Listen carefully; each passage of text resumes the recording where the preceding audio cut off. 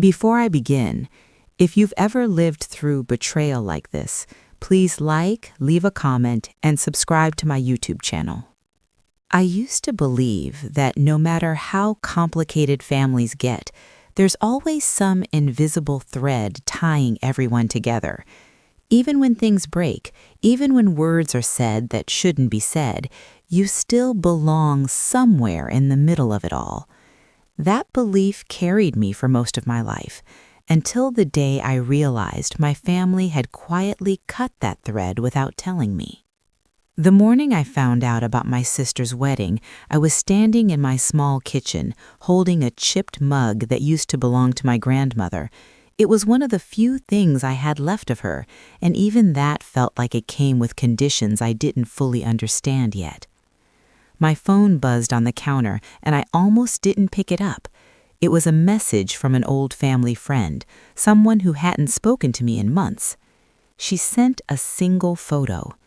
At first, I didn't even recognize what I was looking at. A decorated hall, soft lights, flowers everywhere. Then I saw my sister in the center of it all, dressed in white, smiling like she had never been happier. My parents stood beside her, proud and glowing. Everyone was there, cousins, uncles, neighbors, everyone except me. I remember staring at that picture for a long time, trying to make sense of it, as if my brain just needed a few extra seconds to process something so absurd. My first thought wasn't anger. It wasn't even sadness. It was confusion, a deep, hollow kind of confusion that made my chest feel tight. I hadn't been invited, not forgotten, not accidentally left out. I'd been deliberately excluded. And the worst part? The wedding had already happened.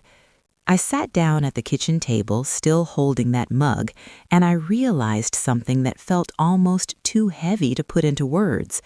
This wasn't a mistake. This wasn't a misunderstanding. This was a decision, a quiet, calculated decision made by the people who were supposed to love me the most. I wish I could say this came out of nowhere, but it didn't.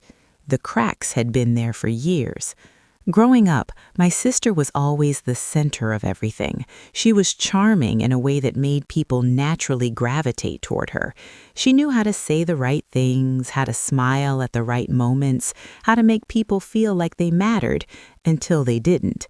I was different, quieter, more observant. I noticed things others didn't, and sometimes I spoke about them when I shouldn't have. That difference created distance between us early on. My parents never said it outright, but their preferences were clear. My sister was easier. She fit into the life they wanted to present to the world. I was the one who asked uncomfortable questions, who didn't always agree, who chose a different path. Over time, those small differences turned into something bigger, something colder. Still, I never imagined it would lead to this, a wedding without me. I tried calling my mother that day. It rang a few times before going to voicemail. I didn't leave a message. I didn't know what to say. What do you even say in a moment like that? Why wasn't I invited to my own sister's wedding? It sounded ridiculous, like something that shouldn't even need to be asked. I called my father next. Same result. Then I called my sister. She answered on the third ring. For a moment, neither of us spoke. I could hear faint noise in the background, laughter maybe, music. It sounded like she was still surrounded by celebration. Why? I finally asked. There was a pause, not a shocked pause, not a guilty one, just a pause. It was better this way, she said, her voice calm, almost rehearsed. Better for who? I wanted to ask, but something in her tone stopped me. It wasn't defensive, it wasn't emotional, it was detached, like she had already moved on from the conversation before it even began. You would have caused tension. Tension. That word stayed with me longer than anything else she said. I hung up after that, not out of anger, but because I suddenly understood something very clearly. In their version of reality, I wasn't family anymore. I was a problem to be managed, an inconvenience to be removed. And just like that, they had removed me. The days that followed felt strangely quiet. No calls, no explanations, no apologies. It was as if the silence itself was their answer. I went to work, came home, and tried to continue my life as if nothing had happened, but there was a constant weight sitting in the back of my mind.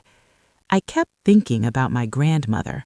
She had passed away a year before all of this, and her absence had left a kind of emptiness in the family that no one really talked about. She was the only person who ever made me feel fully seen, fully understood. With her, I never had to explain myself. She just knew. Before she died, she used to tell me things that didn't make sense at the time, little comments about keeping what's yours and not trusting appearances. I always thought she was just being cautious, maybe even a little paranoid. Now I wasn't so sure. About 2 weeks after the wedding, I received a letter. It wasn't handwritten. It was official, legal. At first, I thought it might be something related to my grandmother's estate, something delayed or administrative. But as I read through it, my hands started to shake. According to the document, my inheritance had already been settled, and I wasn't part of it. Everything my grandmother owned, her house, her savings, even personal belongings, had been transferred to my parents and my sister months ago. Months. That meant this wasn't something that happened after her death.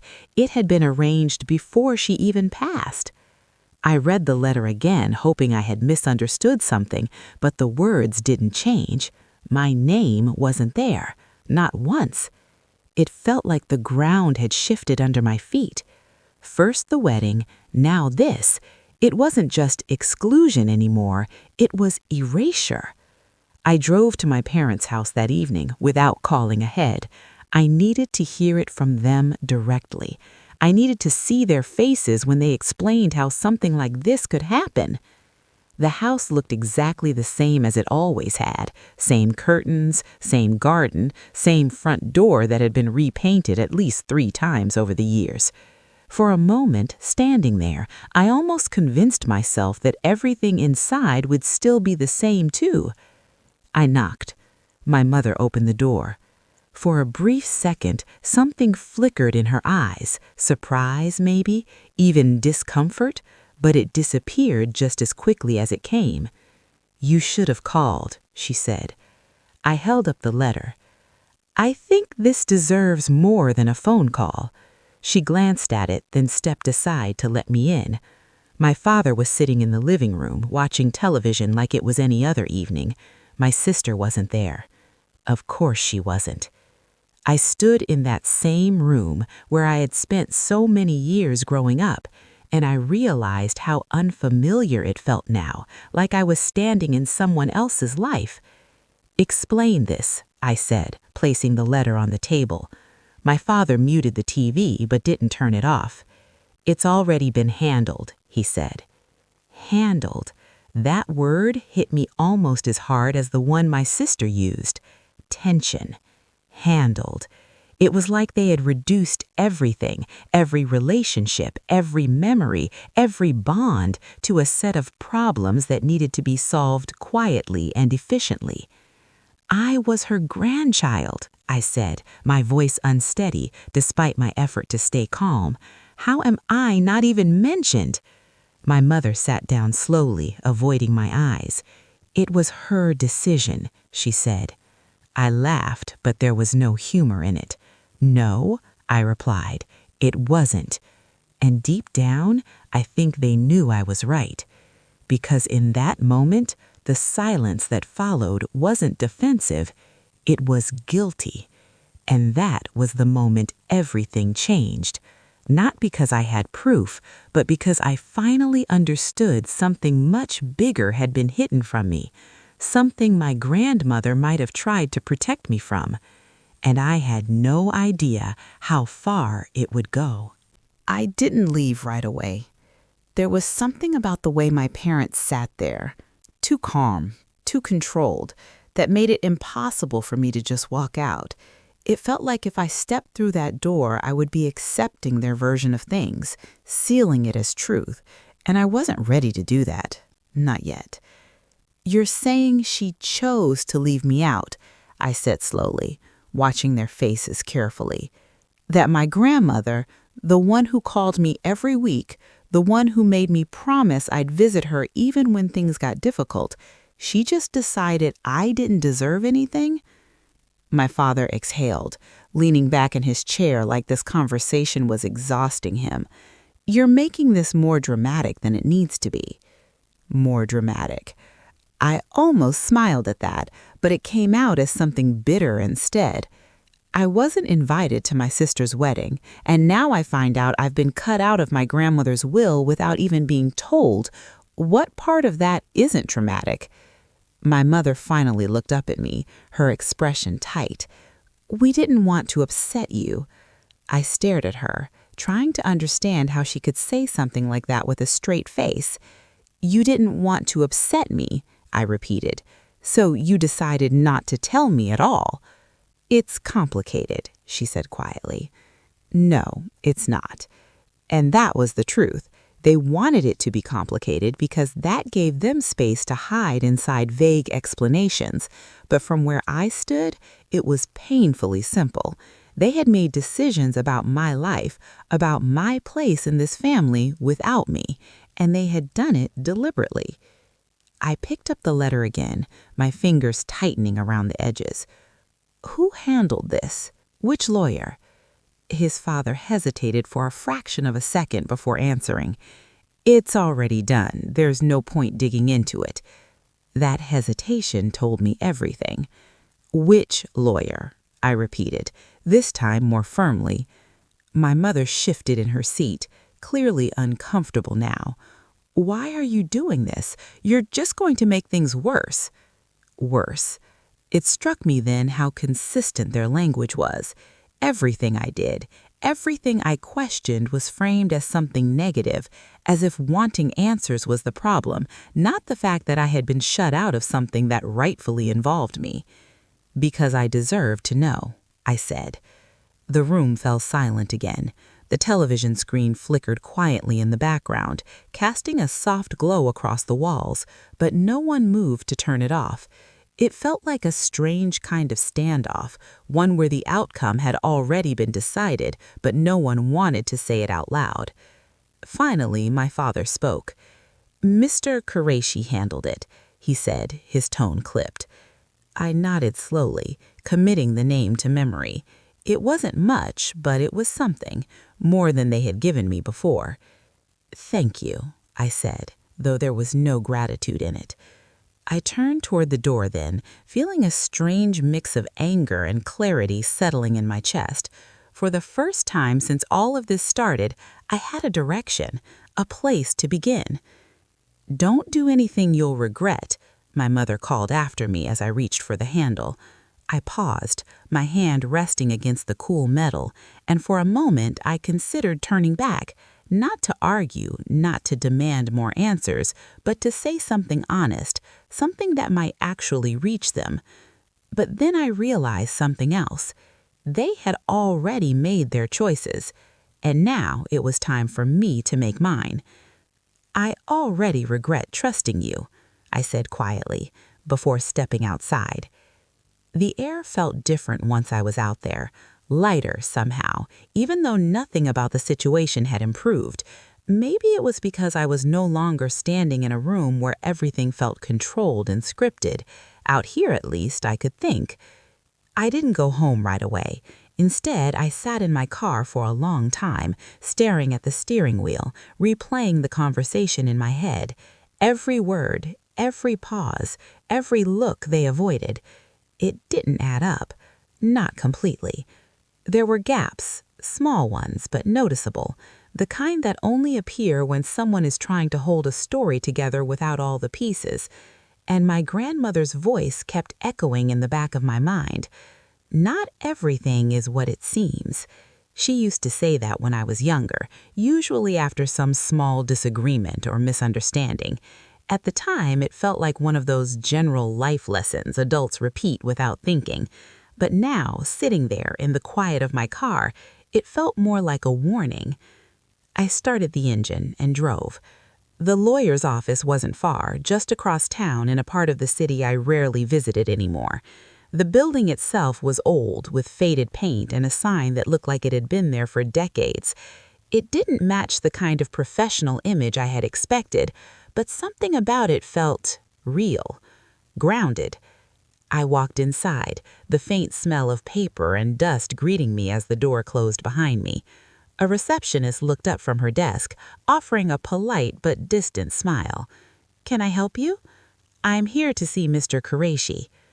"Do you have an appointment?" "No," I admitted, "but it's important.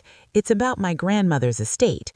She hesitated, clearly weighing whether to turn me away, then nodded slowly. "Please have a seat. I'll see if he's available."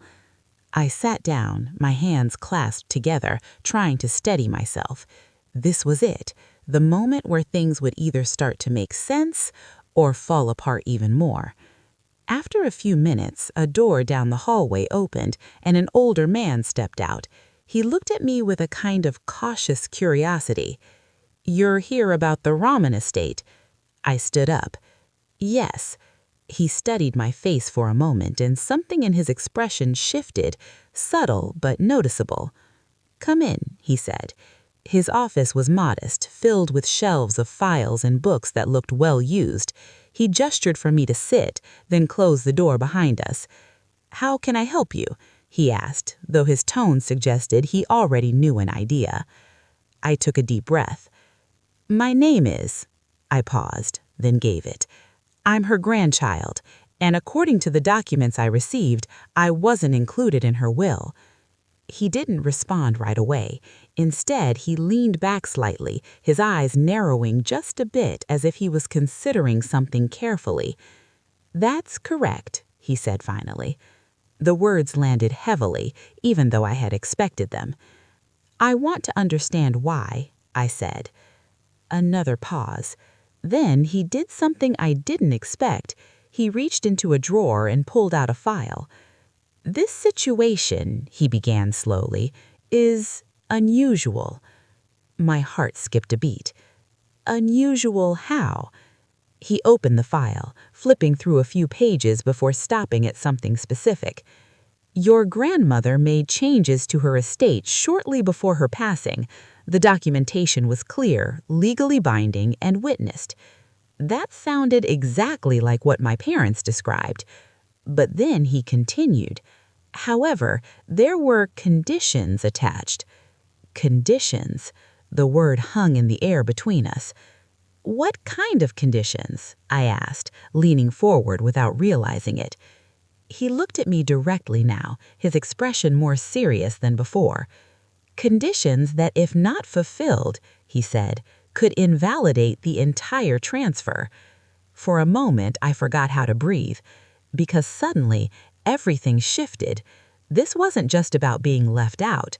This was about something that wasn't supposed to happen the way it did.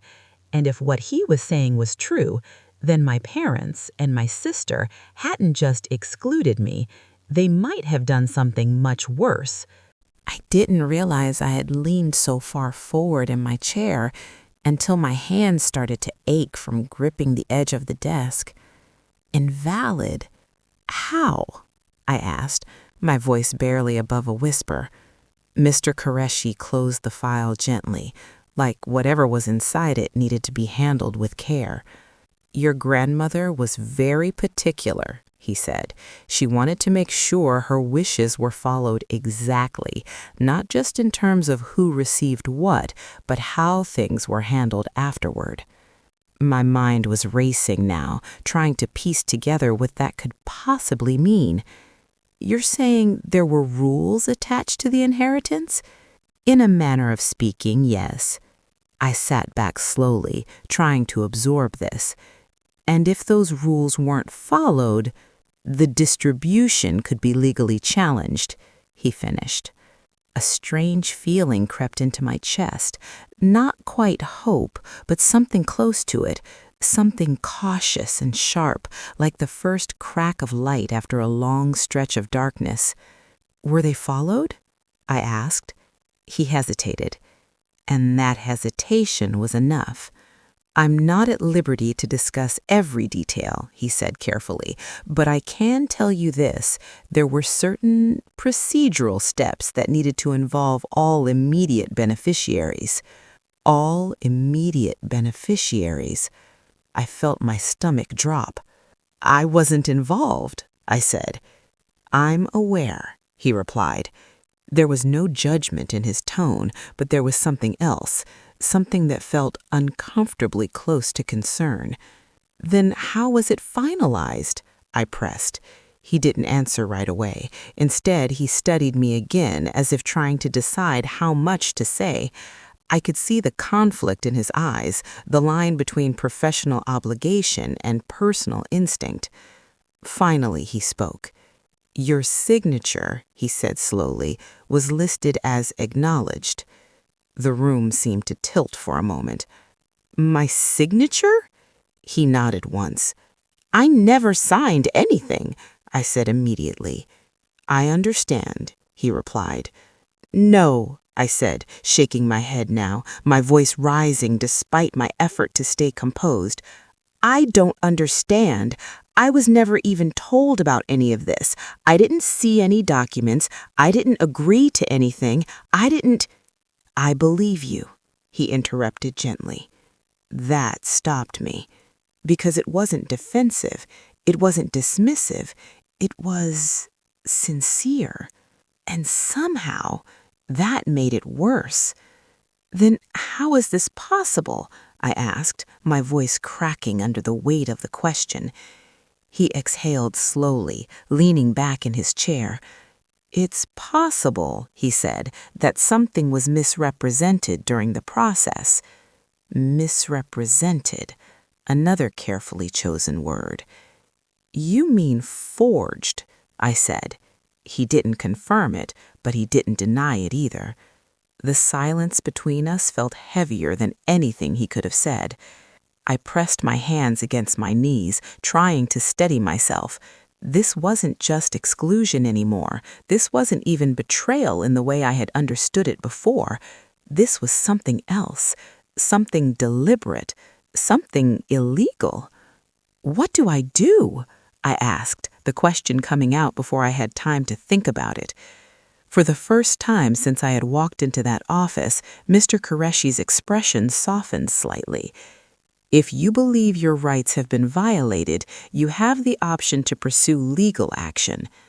Legal action. The word sounded distant, almost abstract, like something that belonged in someone else's life, not mine. "I don't have proof," I said. He tapped the file lightly. "You have a starting point." I followed his gaze, staring at the file as if it might suddenly reveal all its secrets just by being looked at. "Can I see it?" I asked. Another pause. Then slowly he pushed the file toward me. "Only certain sections," he said. It wasn't everything, but it was enough. I opened it carefully, my fingers trembling despite my best effort to stay calm. Page after page of formal language, signatures, dates. Everything looked legitimate at first glance, structured, official, final. Until I saw it. My name, right there in the middle of a page, under a section that confirmed acknowledgement of the terms. And beneath it, a signature.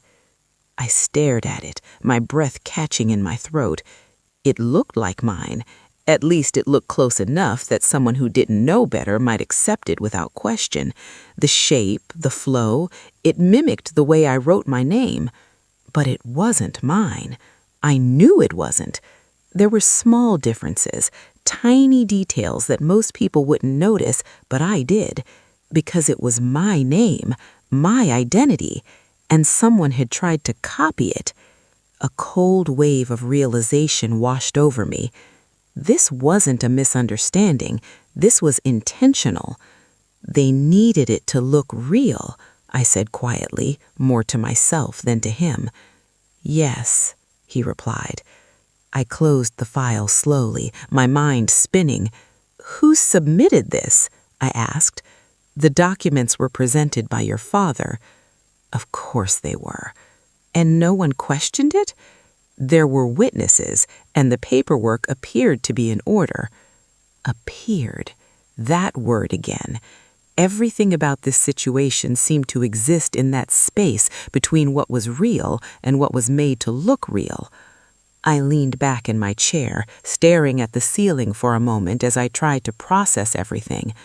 My parents hadn't just left me out, they actively replaced me, written me out of something I was supposed to be part of, and filled in the gap with something false. And my sister, she knew. She had to know. The thought settled heavily in my chest, bringing with it a different kind of pain. Not sharp like anger, not hollow like confusion, but something deeper, something quieter. Acceptance. Not of what they had done, but of who they had become. What about the conditions? I asked after a moment. Mr. Qureshi's expression shifted again, the seriousness returning. Those are still relevant, he said. If they were not fulfilled correctly, it could complicate things further. In what way? He hesitated, then chose his words carefully. Your grandmother required certain disclosures to be made and certain items to be preserved. Items? What kind of items? Personal property, he said. Documents, records. My heart started to beat faster again. Where would those be? They were supposed to remain in her residence. Her house. The place where she had lived for decades. The place where my parents now controlled. Do you think they're still there? I asked. I don't know, he admitted. But if they are, they could be significant. Significant. That word carried weight, possibility, truth. I stood up slowly, the chair scraping softly against the floor. Everything inside me felt different now, sharper, more focused. This wasn't just about confronting my family anymore. This was about uncovering something they had tried to bury. Thank you, I said, meaning it this time. He nodded once.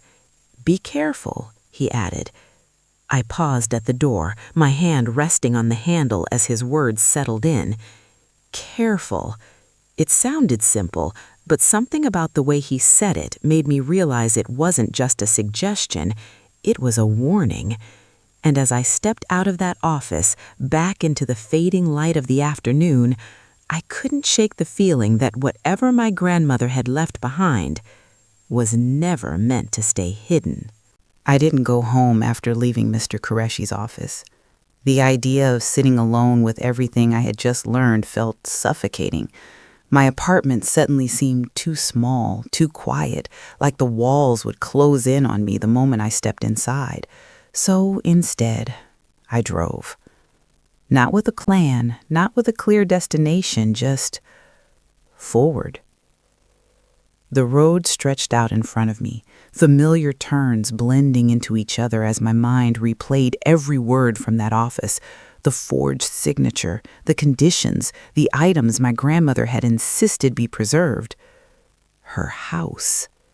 I tightened my grip on the steering wheel as that thought settled in again. If there was anything left, any proof, any document, anything at all, it would be there.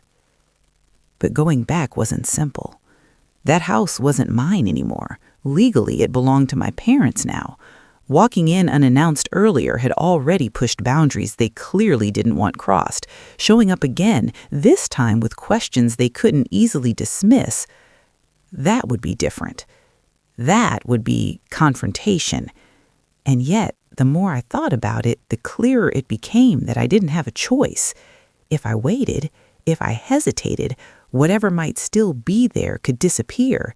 And given everything I had already discovered, I couldn't ignore that possibility. I turned the car around. The sky had started to dim by the time I reached the neighborhood. Streetlights flickered on one by one, casting long shadows across the quiet road. My grandmother's house sat at the end of the street, exactly where it had always been, unchanged on the outside. For a moment, I just sat there, engine idling, staring at it. Memories crept in quietly. Afternoons spent in the garden while she watered her plants, the smell of her cooking drifting through the open windows, the way she used to sit in that old wooden chair by the door waiting for me, like she always knew when I was coming. It felt strange standing there now, knowing that everything inside might not be what it seemed anymore. I turned off the engine. The silence that followed felt heavier than usual. When I stepped out of the car, the air was cooler than I expected, brushing against my skin in a way that made me suddenly aware of how tense I had been all day. I walked up to the front door slowly, each step deliberate, like I was crossing into something I couldn't undo. Before I could knock, the door opened. My father stood there. For a split second, we both froze. "I figured you'd come back," he said. There was no surprise in his voice, no curiosity, just a quiet kind of certainty that made it clear he had been expecting this. "Can I come in?" I asked. He hesitated, then stepped aside. The moment I crossed the threshold, something felt off. It wasn't anything obvious. The furniture was still there, the layout hadn't changed, but there was a subtle difference in the air, like the house had lost something intangible, something that once made it feel alive. "Why are you here?" he asked as I moved further inside. I turned to face him. "You know why." His expression hardened slightly. "We've already discussed everything." "No," I said. "You told me just enough to make me leave. That's not the same thing." He crossed his arms, leaning against the wall like he was preparing for an argument he didn't want to have. "You're digging into things that don't concern you anymore." The words landed heavily, but they didn't shake me the way they might have before. "They do concern me," I replied evenly, "especially when my name is being used without my consent." That got his attention. For the first time, there was a flicker of something in his eyes, something that looked a lot like unease. "I don't know what you think you found, but you're misunderstanding the situation." "Am I?" I stepped closer, holding his gaze, "because I've seen the documents, I've seen the signature." A brief silence followed. Then he looked away. It was subtle, almost imperceptible, but it was enough. "You shouldn't have gone to the lawyer." That was all the confirmation I needed.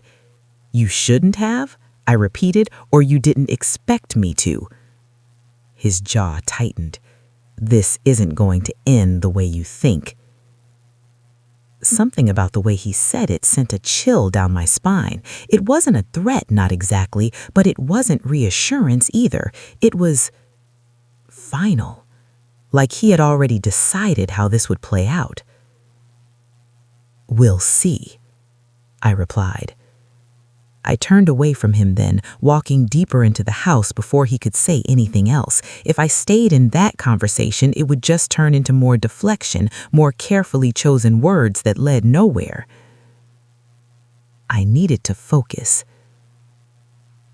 The living room looked mostly the same, but small details stood out if you paid attention. A drawer slightly open, a stack of papers on the table that hadn't been there before, subtle signs that things had been moved, handled, reorganized. Changed. "Don't go through things," my father said behind me, his voice sharper now. I ignored him. Instead, I walked toward the hallway that led to my grandmother's room. Each step felt heavier than the last. That room had always been her space. Even as a child, I understood that. It was where she kept her personal things, her memories, the pieces of her life she didn't share with everyone else. If there was anything important, it would be there. The door was closed. I reached for the handle, hesitating for just a moment before turning it. The room looked emptier. Not completely stripped, but noticeably different. The shelves that used to hold books and small keepsakes were partially cleared. The dresser had fewer items on it. Even the bed felt less personal, like it had been prepared for someone else. A knot formed in my stomach. They had already started. "Stop," my father said from the doorway. I didn't turn around. "You've already taken everything, haven't you?" I asked quietly. "We didn't take anything that wasn't ours."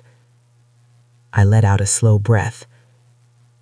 "That's not what I asked." Silence. I stepped further into the room, my eyes scanning every corner, every surface. I wasn't even sure what I was looking for anymore, just something. Anything that felt like it still belonged to her. That's when I noticed it. The floor near the corner of the room, just beside the old wardrobe. It didn't look different at first glance, same wood, same pattern, but something about the way the light hit it caught my attention. A slight variation in color, a faint outline that didn't quite match the rest. I crouched down slowly. "What are you doing?" my father asked, his voice tense now. I didn't answer. Instead, I ran my fingers along the edge of the floorboard. There, a tiny gap, barely noticeable, but real. My heartbeat quickened. "Get up," he said, stepping closer. I pressed down gently on the board. It shifted, just slightly, but enough. And in that moment, everything inside me went still, because I knew, before I even lifted it, that whatever was hidden there was never meant to be found this easily. For a moment, neither of us moved. I stayed crouched on the floor, my fingers still resting on that loose board, while my father stood just behind me, close enough that I could feel the tension radiating from him.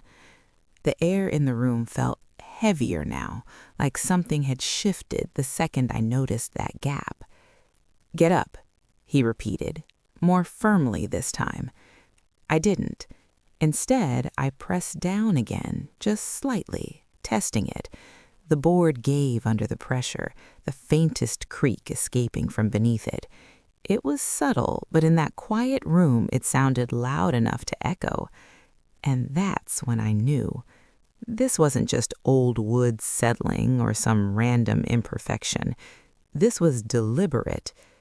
"She hid something here," I said, my voice steady despite the rush of adrenaline building in my chest. "You're imagining things," my father replied quickly, too quickly. I turned my head just enough to look up at him. His expression had changed completely now. The calm, controlled composure he'd been holding on to was gone, replaced by something sharper, something uneasy. "You knew," I said. He didn't answer. That silence spoke louder than anything else. Carefully, slowly, I slid my fingers into the small gap and lifted. The board resisted at first, as if it hadn't been touched in a long time. Then, with a soft crack, it loosened just enough for me to pull it free. Dust rose into the air as I set it aside. Beneath it was a space. Not large, just enough to hide something important. My heart pounded as I leaned closer, peering into the darkness. There was a box, old, wooden, worn at the edges like it had been handled many times before it was hidden away. For a second, I hesitated, because this, whatever was inside that box, felt like a line I couldn't uncross. Once I opened it, there would be no going back to not knowing. "Don't," my father said, his voice low now, not angry, not commanding, almost pleading. I looked up at him again, searching his face for something, anything that might make me stop. But all I saw was fear, and that made my decision for me. I reached in and pulled the box out. It was heavier than I expected, solid, real, not just some old keepsake forgotten over time. This had been placed here with purpose. My hands trembled slightly as I brushed the dust off the lid. There was no lock, no visible mechanism holding it shut, just a simple clasp. "She didn't want you to see that," my father said. I met his eyes. "No," I replied quietly. "She didn't want you to." And before he could say anything else, I opened it. Inside were documents, not random papers, not scattered notes, organized files, neatly stacked together with a faded ribbon. Beneath them, a few smaller items, a key, a sealed envelope, and something that looked like a small recording device. For a moment, I just stared.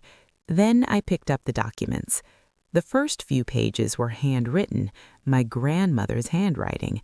I recognized it instantly, the careful, deliberate strokes, the way she formed each letter with precision. My chest tightened as I read the first line. "If you are reading this, then something has already gone wrong." I swallowed hard, my eyes moving quickly across the page. "I have tried to ensure that everything is handled fairly, but I am not blind to what is happening around me. There are conversations being held behind closed doors, decisions being made that do not include everyone they should." My hands shook more noticeably now. "She knew," I whispered. "She was confused in her later years. You shouldn't take everything she wrote seriously." I ignored him.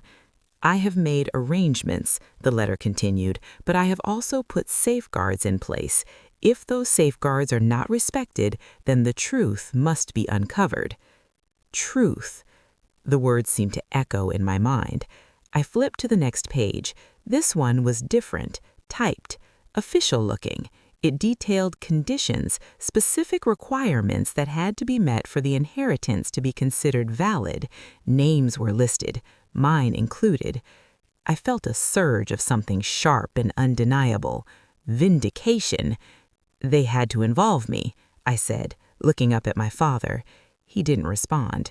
"They couldn't finalize anything without my acknowledgement. That's why they needed the signature." Still nothing. The silence wasn't defensive anymore. It was exposed. I set the papers aside and reached for the sealed envelope. My name was written on the front in my grandmother's handwriting. Just seeing it made something inside me tighten. I opened it carefully. Inside was a single sheet of paper. A letter. "To my grandchild," it began. My vision blurred slightly as I read. "I do not know what you have been told or what you may discover, but I need you to trust yourself. You have always seen things others chose to ignore. That is not a weakness, it is your strength."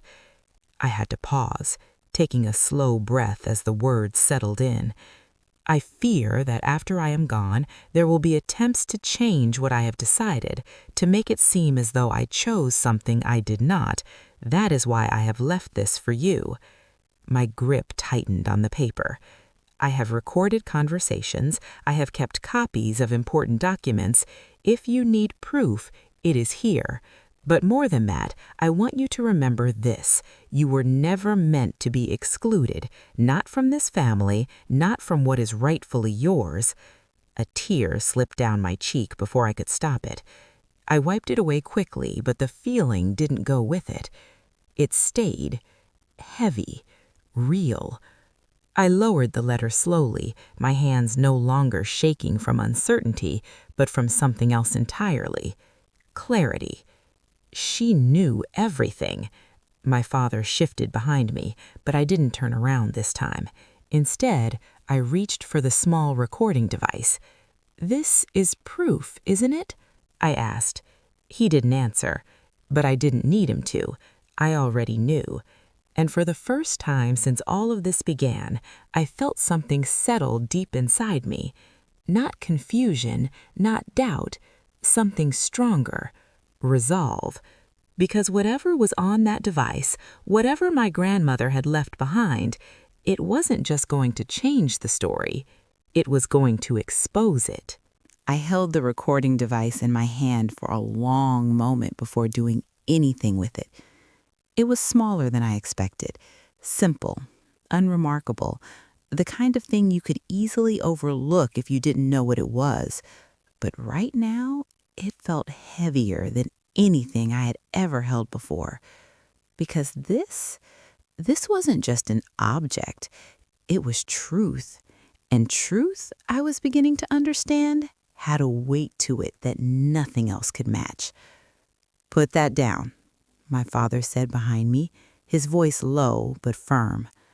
I didn't move. Instead, I turned the device over in my hand, examining it. There was a small button on the side, slightly worn like it had been pressed many times. "She recorded you," I said quietly. "That doesn't mean anything. People say things. They get confused." I let out a slow breath. "You're still trying to control the story," I said, almost to myself. "No," he snapped. "I'm trying to stop you from making a mistake." That word again. Mistake. Everything I was doing in his eyes was wrong, not because it was untrue, but because it threatened something he had already built. I stood up slowly, still holding the device. "This isn't a mistake," I said. "This is the first honest thing that's happened in a long time." Before he could respond, I pressed the button. For a second, there was nothing, just a faint static hum. Then, my grandmother's voice, clear, steady, unmistakable. "If you're listening to this, then I was right to be concerned." My heart stopped. I glanced at my father, and for the first time since I had walked into that house, he looked completely unprepared. "Turn that off," he said. I didn't. Instead, I turned the volume up slightly. "I don't have much time," her voice continued, "and I don't know who will find this, but I need to make something very clear. I have not changed my will willingly." The room seemed to shrink around us. Every sound outside, the distant hum of traffic, the faint rustle of wind, faded into nothing.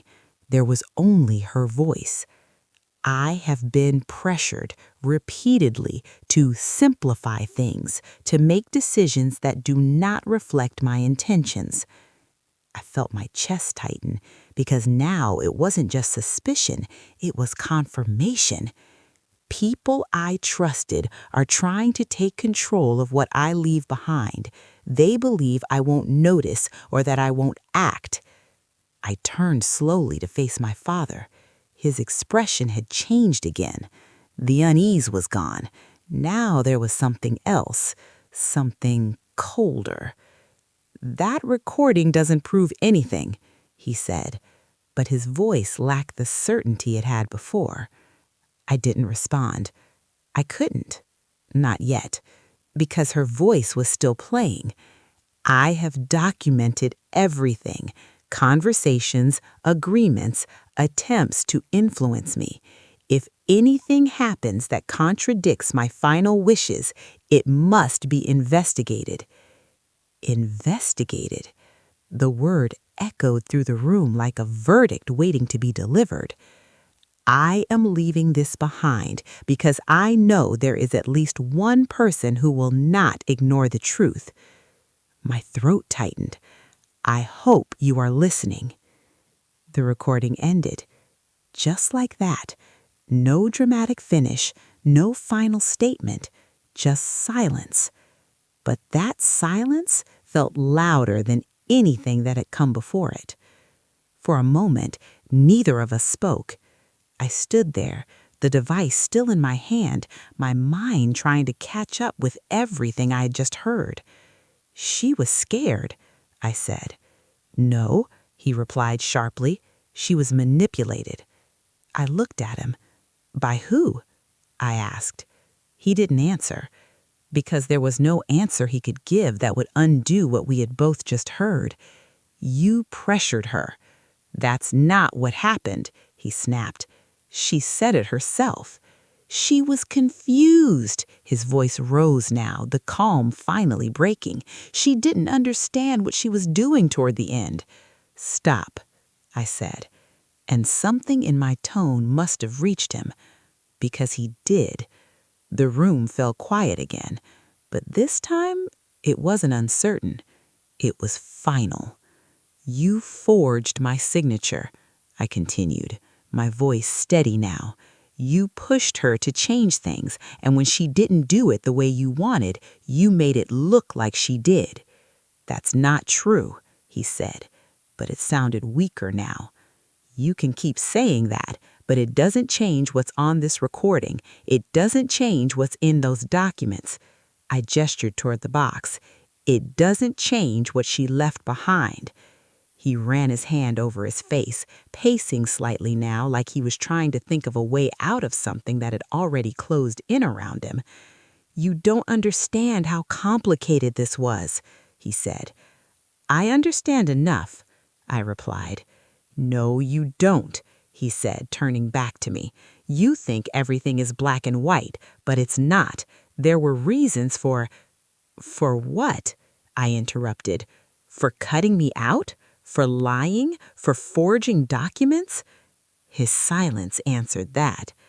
I let out a slow breath, the weight of everything settling more firmly into place. I'm going to the police, I said. The words hung in the air.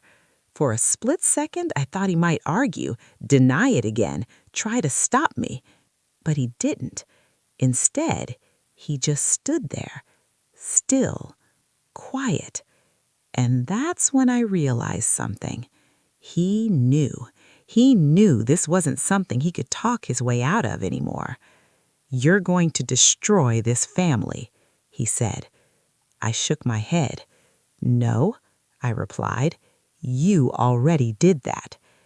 I picked up the box, holding it carefully this time, not just as evidence, but as something more, something my grandmother had trusted me to find. And as I walked past him toward the door, I felt that same clarity from earlier return, stronger now, sharper. This wasn't about revenge, not anymore. This was about truth, and the truth was finally ready to be heard. The night air hit differently this time. It wasn't just cool, it felt sharp, like it was cutting through everything I had been holding inside for weeks. I stood on the front step of my grandmother's house for a moment, the box clutched tightly in my hands, trying to steady my breathing. Inside that house, everything had shifted. But out here, it felt like the world was still moving the way it always had. Cars passed in the distance, a dog barked somewhere down the street, life unchanged. And yet, for me, nothing was the same anymore. I walked to my car slowly, placing the box carefully on the passenger seat like it was something fragile, not because I was afraid it would break, but because of what it carried: truth, proof, and the weight of everything my grandmother had tried to protect. When I got in, I didn't start the engine right away. Instead, I just sat there, staring at the steering wheel again, just like I had earlier that day. But this time, the confusion was gone. Now there was only one question left. How far was I willing to go? Because going to the police, that wasn't a small step. It wasn't just about exposing what had happened. It meant consequences, real ones, for my parents, for my sister, for the people I had grown up with, for my family. I closed my eyes for a moment, and my grandmother's voice echoed back to me. I hope you are listening. I opened my eyes, and that was it. I started the engine. The drive to the police station felt shorter than it should have, maybe because my mind wasn't wandering anymore. Every thought was focused, aligned with the decision I had already made. When I pulled into the parking lot, I noticed how ordinary the building looked. No dramatic atmosphere, no sense of the weight of the decisions made inside it. Just a place where people came to report what was wrong. I took the box with me. Inside, the fluorescent lights buzzed faintly overhead. A desk officer looked up as I approached, his expression neutral but attentive. "Can I help you?" he asked. I hesitated for just a fraction of a second. Then I placed the box on the counter. "I need to report a fraud," I said. His posture shifted slightly, the neutrality giving way to focus. "What kind of fraud?" he asked. I took a breath. "Inheritance fraud," I replied. "Forgery, coercion." The words felt heavy as I said them out loud, but they also felt right, accurate, real. He nodded slowly. "All right, I'm going to need you to explain everything from the beginning." And so I did. It wasn't quick.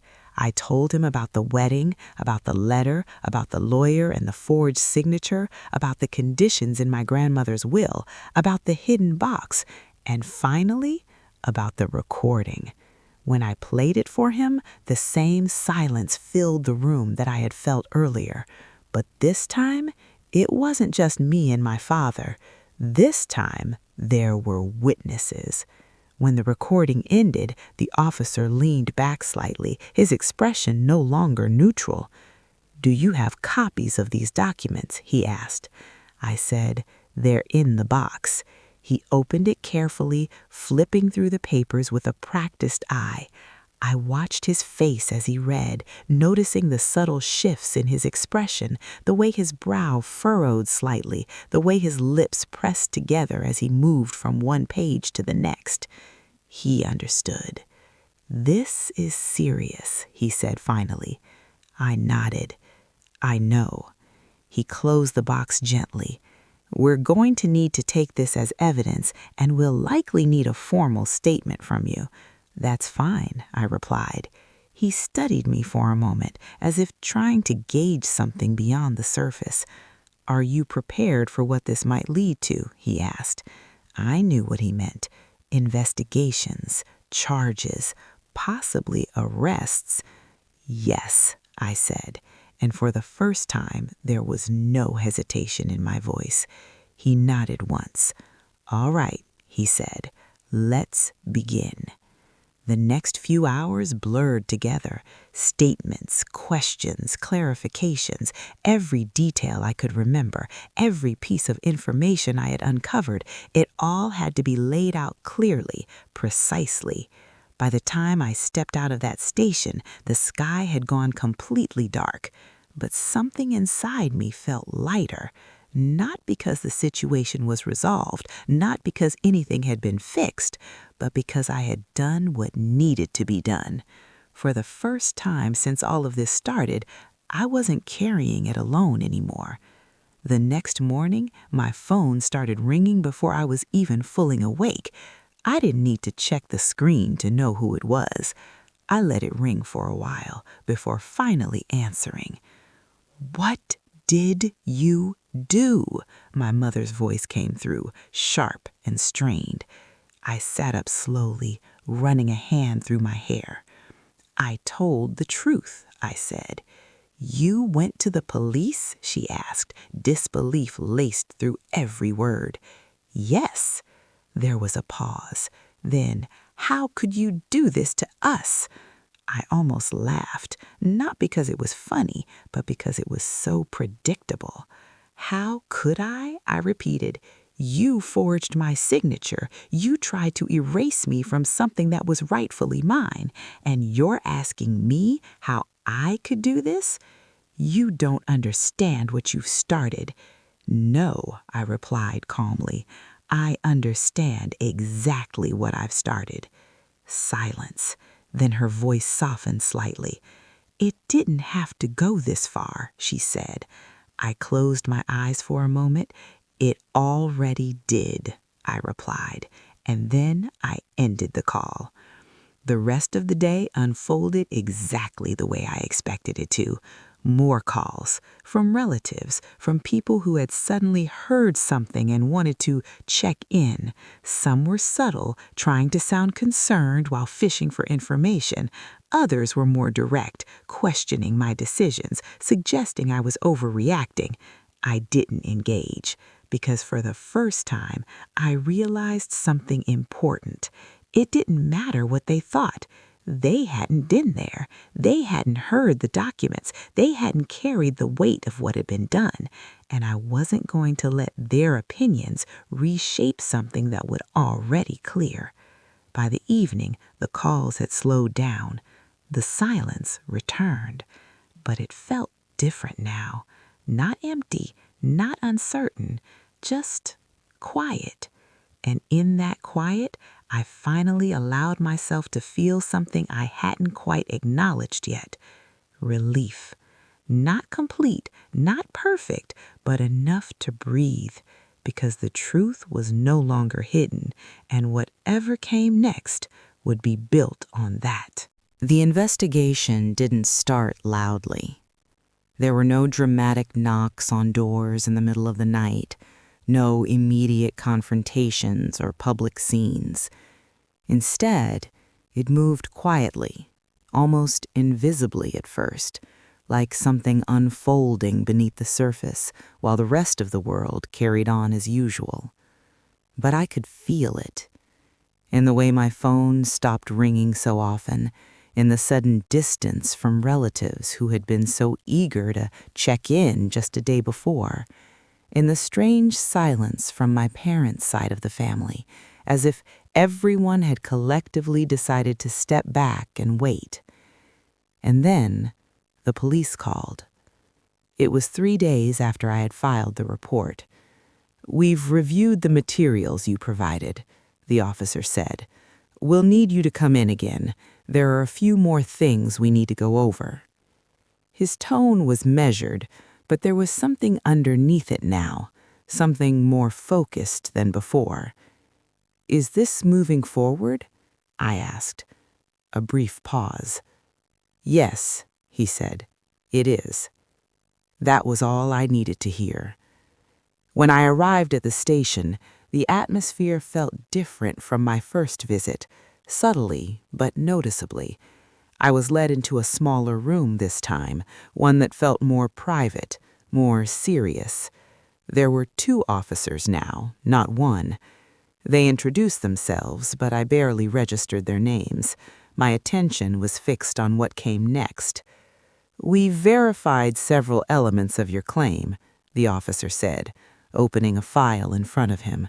"The signature on the documents does not match verified samples of your handwriting." A strange feeling settled in my chest. Hearing it confirmed out loud made it real in a way it hadn't been before. "We've also reviewed the recording and the documents you found. They raise significant concerns regarding coercion and misrepresentation." I nodded slowly. "So what happens now?" I asked. The first officer glanced at his colleague before answering. "We'll be bringing in the involved parties for questioning." Involved parties. My parents, my sister. The words weren't said directly, but they didn't need to be. "And after that?" I asked. "That depends on what we find," he replied. "But based on what we have so far, this could lead to formal charges." Charges. The word landed heavier than I expected. Not because I didn't know it was coming, but because saying it out loud made it final, real. There was no going back from this. I left the station with that word echoing in my mind. Charges. It followed me through the rest of the day, through the quiet moments and the distractions I tried to create for myself.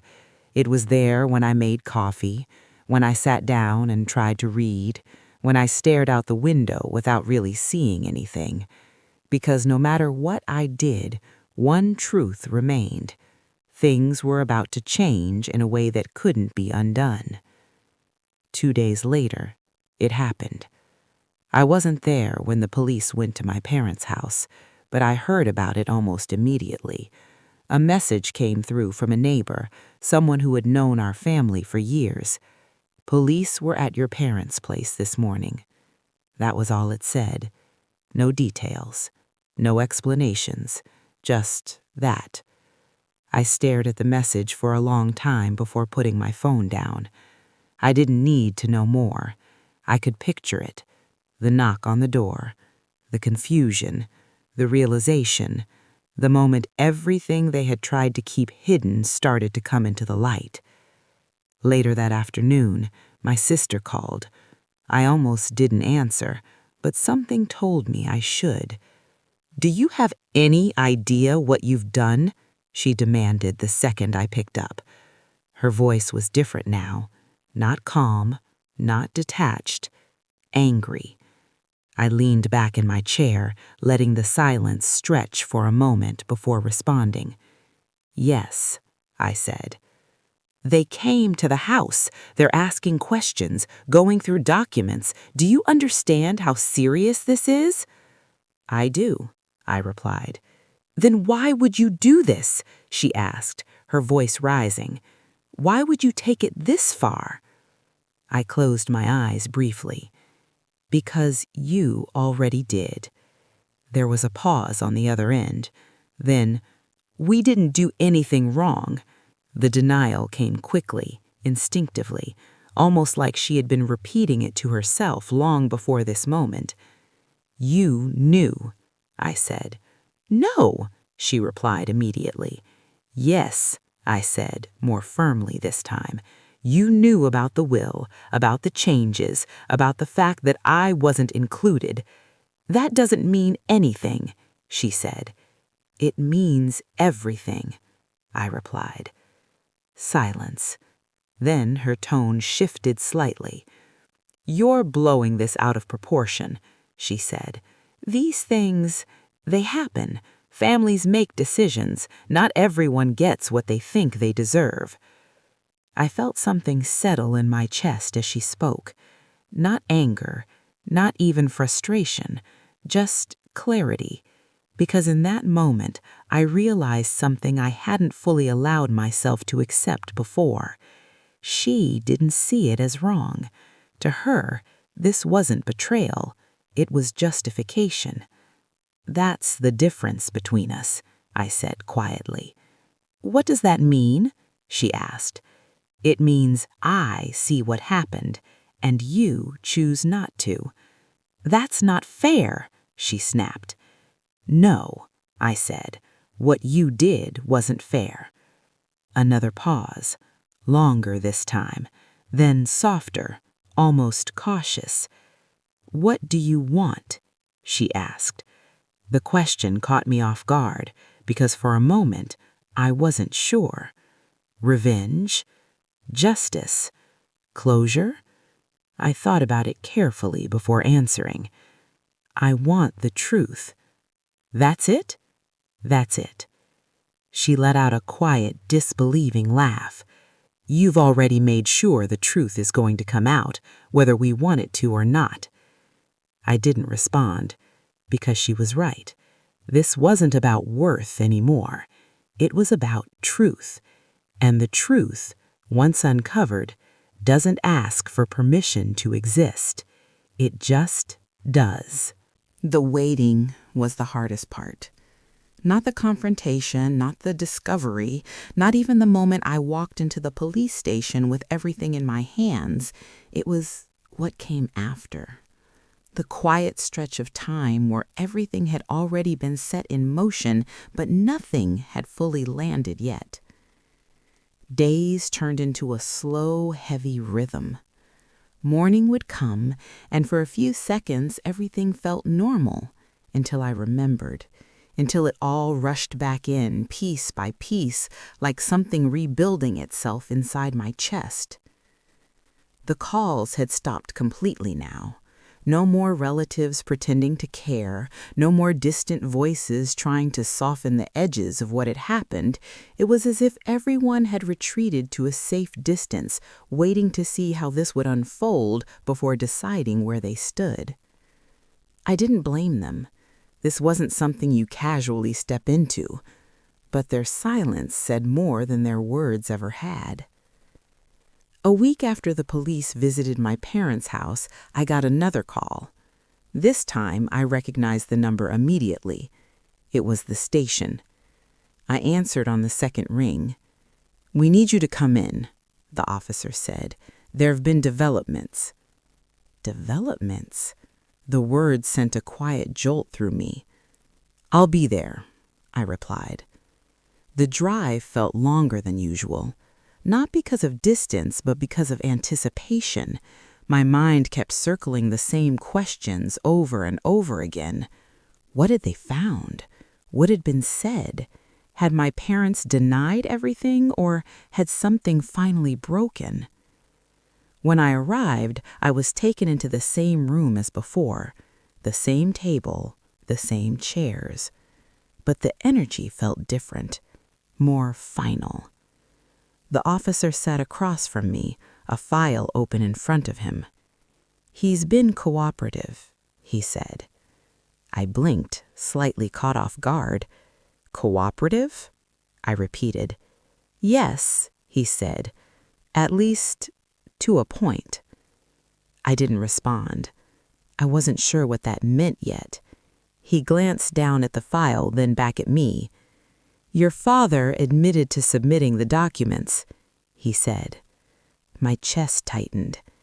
"And the signature?" I asked. A brief pause. "He claims it was an oversight, that he believed you had already agreed to the terms verbally." I let out a quiet breath. Of course, not denial, not fully, just enough truth to soften the edges. "And my sister?" I asked. "She was aware of the will changes, but she denies any involvement in the documentation process." That didn't surprise me. It fit too neatly, positioning herself just outside the line of direct responsibility, close enough to benefit, far enough to step back. "And the recording?" I asked. The officer's expression shifted slightly. "It's significant," he said. "It contradicts several of the claims made about your grandmother's intentions." A quiet sense of validation settled in my chest. Not satisfaction, not victory, just confirmation. She wasn't confused. No, she wasn't. The room fell silent for a moment. Then he closed the file. "Based on what we have, we are moving forward with formal charges related to document falsification and fraudulent misrepresentation." There it was again, the word, charges. But this time it felt different, not distant, not abstract, real, immediate. "What happens next?" I asked. "There will be legal proceedings, interviews, possibly a court case. You may be required to testify." I nodded slowly. "I understand." He studied me for a moment. "You've handled this very calmly," he said. I almost smiled. It didn't feel calm. It felt like standing in the middle of something that had already been decided, just waiting for it to finish unfolding. "I didn't have much of a choice," I replied. He nodded. "That's often the case," he said. I left the station with a strange sense of stillness, not peace, not yet, but something close to it. Because for the first time since all of this began, there was structure to what was happening, a process, a path forward. It wasn't just questions anymore. It was answers. That evening, I went back to my grandmother's house, not because I needed to, not because there was anything left to find, but because something inside me felt drawn there. The house was quiet, empty. My parents weren't there. I didn't know where they had gone, and for the first time I didn't feel the need to ask. I walked through the room slowly, taking in the details I'd grown up with. The worn edges of the furniture, the faint scent of something familiar that hadn't completely faded. And then I found myself standing in her room again. The floorboard was still open, the space beneath it empty now. I crouched down, running my fingers lightly over the edge where the box had been hidden.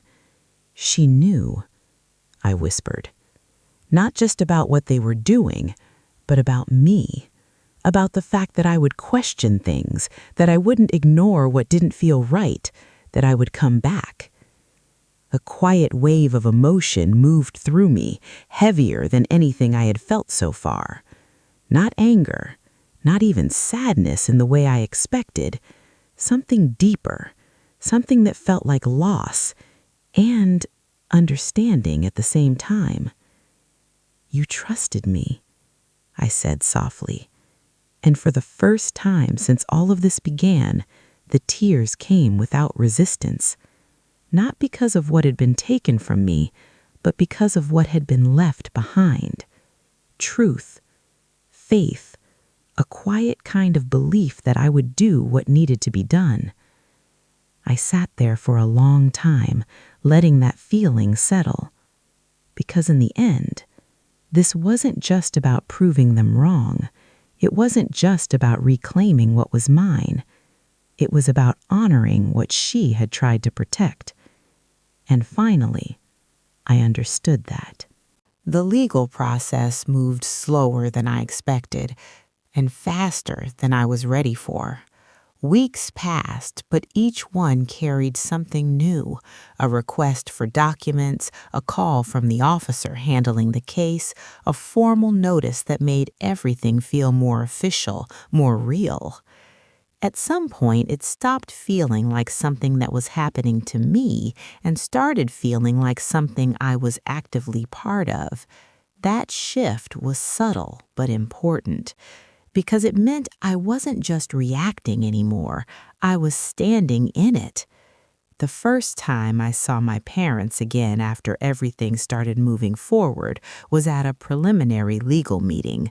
Not a courtroom, not yet.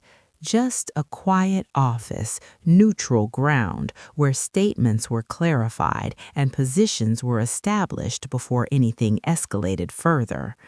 I walked in early, not because I had to, but because I needed a moment to settle myself before they arrived.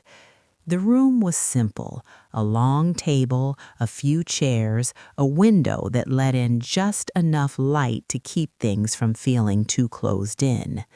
I sat down, placing my hands flat on the table, focusing on my breathing. In, out, steady. When the door opened, I didn't look up right away, but I felt it. That shift in the room, that familiar presence I had known my entire life, now carrying something completely different. When I finally raised my eyes, they were both there. My mother looked older, not in the way time changes a person, but in the way stress does. Her posture was tighter, her expression more guarded.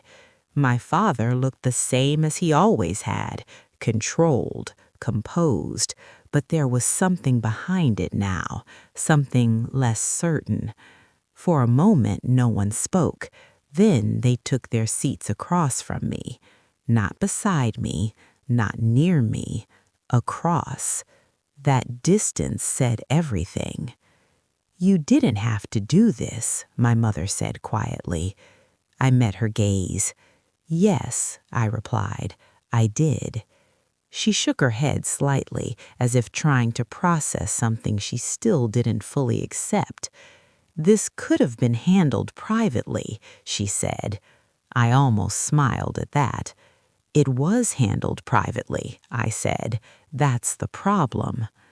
My father leaned forward slightly, his hands clasped together. "This has gone too far." "No," I replied calmly. "This is exactly where it was always going." A brief silence followed. Then something shifted. Not in me, in them. Because for the first time, they stopped arguing. They stopped trying to redirect, to minimize, to reframe. And in that silence, something else surfaced. Fatigue. Not just physical, emotional. Like they had been holding something up for so long that they didn't have the strength to keep doing it. "We didn't think it would turn into this," my mother said softly. I studied her for a moment. "No," I said, "you didn't think I'd find out." She looked down, and that, more than anything else, felt like the closest thing to honesty I had heard from her. My father exhaled slowly, leaning back in his chair. "It wasn't supposed to hurt you." The words landed strangely, not because they were comforting, but because they revealed something deeper, a justification, a belief that intention somehow erased impact. "It did," I said simply. He nodded once, not in agreement, but in acknowledgement, and that was new. The meeting itself was procedural after that. Details were discussed, timelines clarified, evidence referenced. It wasn't emotional, at least not on the surface, but underneath it all, there was something else unfolding. A quiet unraveling, not just of what had been done, but of who we were as a family. By the time it ended, nothing had been resolved yet, not officially, but something had changed, because for the first time, everything was out in the open, and there was no way to put it back. As I stood to leave, my mother spoke again. "Was it worth it?" she asked. The same question my sister had asked, different tone, same meaning. I paused, my hand resting on the back of the chair, and for the first time, I had an answer. This wasn't about worth, it was about truth. She didn't respond, because there was nothing left to say. I walked out of that room without looking back, not in anger, not in resentment, but because I understood something now that I hadn't before. Closure doesn't always come from fixing things. Sometimes it comes from seeing them clearly. The final hearing came sooner than I expected. By then, the evidence had been reviewed, the statements had been taken, the pieces had been laid out in a way that couldn't be easily dismissed. I sat in that room, listening as everything was presented, the documents, the inconsistencies, the expert analysis of the signature, and finally, the recording. Hearing my grandmother's voice again in that setting felt different, stronger, like it carried more weight now, not just as a memory, but as truth. When it ended, the silence that followed wasn't uncertain, it was decisive. The outcome wasn't immediate, but it was clear.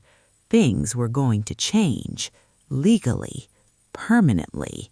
And as I sat there listening, watching, I realized something I didn't expect. I didn't feel anger anymore. I didn't need to prove anything because the truth had already done that. All I felt was stillness. And for a long time, that was enough. The final moments of the hearing were quiet, almost surreal. Everything had already been laid out, the facts undeniable, the evidence beyond dispute. My parents sat on the other side of the courtroom, their expressions carefully neutral, though I could see the tension etched into the corners of their eyes, the tightness in their hands. My sister sat beside them, fidgeting slightly, trying to look composed but failing. I sat alone on my side, clutching the folder with copies of everything my grandmother had left, feeling strangely calm. When the judge spoke, his voice steady, measured, it felt almost ceremonial, like the final curtain on a play I hadn't realized I had been rehearsing for years. After reviewing all evidence and testimony, this court finds that the submitted documents bearing the claimant's signature were falsified. Actions taken to exclude her from the rightful inheritance were done in bad faith, constituting fraud under applicable law. I blinked, processing the words. Everything, the long nights of confusion, the sharp ache of betrayal, the secret searches, the box under the floorboard, the lawyer, the recording, everything had led to this moment. My stomach felt both light and heavy at the same time, relief mixed with a residual ache that couldn't be erased so easily. The judge continued, "The court orders that all contested inheritance items and property be restored to the rightful heir. Additionally, formal charges of forgery and fraud will proceed against the individuals responsible for these actions." I didn't move immediately. I just let the words sink in. The legal recognition of what I had known in my heart for so long, truth had been vindicated. Not only vindicated, but recognized, official, public. My father's face had gone pale, my mother's lips pressed together tightly as if anything might unravel the fragile control they had left. My sister stared at the judge, then at me, her eyes wide and uncomprehending as if reality had finally slammed into her. I didn't feel triumph, not really. I didn't feel glee or revenge. I felt grounded, finally, like a weight had been lifted from my chest. I had carried so much anger, so much hurt for weeks, months really, and now it was no longer mine to carry. It belonged to the facts, to the law, to the truth, and they had carried it well enough. After the gavel fell, signaling the formal conclusion, I stood slowly, feeling a mix of exhaustion and clarity. My grandmother's foresight, her faith in me had guided every step of this journey. If she were alive, I imagined her sitting quietly in the courtroom, nodding, a small, knowing smile playing at the corner of her lips. She had always believed in justice, but more importantly, she had believed in me. I left the courtroom without glancing back at my parents. I didn't need to. They were no longer the center of my story. They had made their choices, and now the consequences would follow them, legally and personally. My sister tried to speak, but I ignored her. Every word she could say would have been another echo of excuses, justifications, and denials. I had no space for that anymore. Outside, the sunlight hit differently, warmer, brighter. It felt like the first time I had ever really seen the world clearly, without filters, without the haze of family betrayal clouding my vision. The air smelled like possibility, like freedom. That evening, I returned to my grandmother's house one last time. It was mine now, legally and spiritually. I walked slowly through the rooms, touching the furniture, feeling the familiar textures, breathing in the faint scent of her lingering presence. I opened the drawer in her room where the box had been hidden and smiled quietly. The documents, the recording, the letters, they had done their work. My grandmother's secret had been revealed, her foresight honored, and my inheritance restored. I sat in her old wooden chair, the one she had used to wait for me when I was a child, and let myself breathe.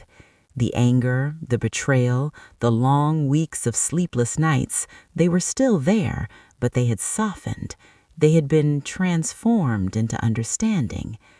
I thought about my parents, about my sister, and for the first time, I felt a quiet kind of forgiveness, not for them, not for their actions, but for myself, for holding on too long to resentment, for letting it consume parts of me that I needed to live fully. As night fell, I walked into the garden, letting the cool air brush against my face. The roses she had planted were still blooming, vibrant and alive, And I thought about how carefully she attended to this garden, even as the rest of the world seemed to falter. I realized she had taught me one final lesson. Sometimes the most important work is quiet, patient, and hidden. Sometimes the best justice is the kind that ensures truth survives, even if you aren't there to see it immediately. I whispered her name softly, as if she could hear me. "Thank you, Grandma. I understand now. I promise to honor what you left behind." The wind stirred the leaves around me, gentle, approving, and I felt something I hadn't felt in years: peace. Not just the absence of conflict, but the presence of integrity, honesty, and purpose.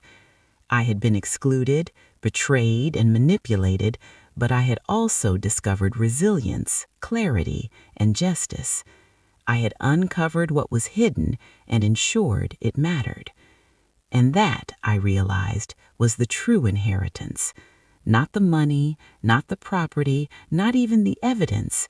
It was the knowledge that truth once found and honored can restore even what seems irreparably broken. It was the understanding that family, imperfect, flawed, sometimes cruel, doesn't define you. Your choices, your courage, and your moral clarity do.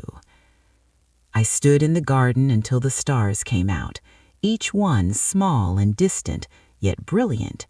They reminded me of something my grandmother had always said: light can travel far, even through darkness.